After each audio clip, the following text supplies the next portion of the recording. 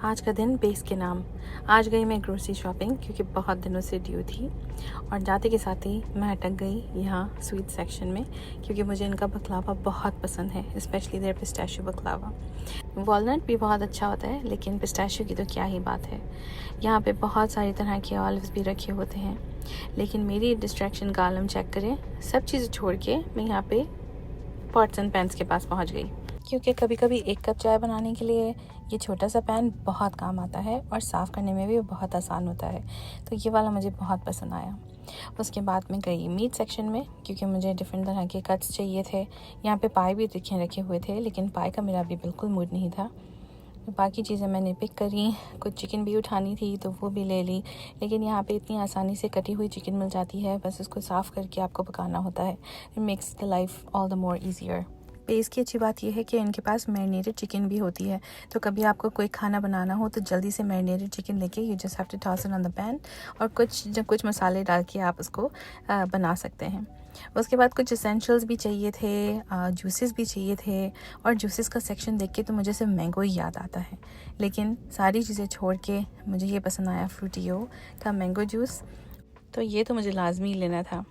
उसके बाद मुझे कुछ वेजिटेबल्स भी चाहिए थी और कुछ एसेंशियल्स भी चाहिए थे, तो मैंने एक जगह से बहुत सारी प्लास्टिक बैग्स जो हैं वो पिक करे, because this is how you have to pack every vegetable in. तो उसमें जी मैंने सारे एसेंशियल्स लिए, और ये देखें अदरक चेक करें, मुझे ये सबसे बड़ा पीस नज़र आया तो मैंने यही उठा लिया। और यहाँ पे लौकी भी रखी थी, लेकिन लौकी बनाने का बिल्कुल दिल नहीं चाह रहा था। हरी मिर्चें देख के दिल चाह गया कि बहुत सारी हरी मिर्चें उठा लूँ, क्योंकि हरी मिर्चें हर चीज़ में अच्छी लगती हैं, और इतनी फ्रेश हरी मिर्चें मज़ा ही आ जाएगा, स्पेशली जब दाल में तड़का डाल के आप हरी मिर्ची डालते हैं। Oh that's just amazing. मैंने बैंगन भी उठाए थे, और इसके साथ साथ हरा धनिया पुदीना तो हर ग्रोसरी शॉपिंग में मस्ट होता है। और ये देखें बचपन का प्यार, मैरी बिस्किट मुझे हमेशा से बहुत पसंद था, तो ये तो लेना ही था। उसके बाद कुछ ड्राई फ्रूट्स भी चाहिए थे, और ये लोग अपने ड्राई फ्रूट्स छोटे छोटे पैकेट्स में बहुत अच्छे से बना के रखते हैं, क्योंकि समटाइम्स अगर आप बड़े पैकेट्स लें तो फिर वो ख़राब हो जाते हैं।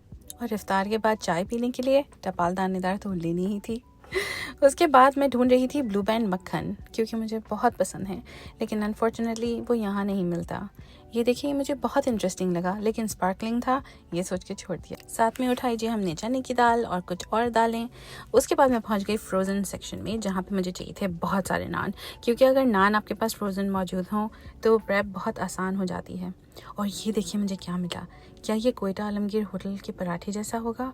क्योंकि मुझे वो बहुत पसंद है और यहाँ पे नहीं मिलते, इसलिए मैंने ये ले लिया। ट्राई करके देखेंगे।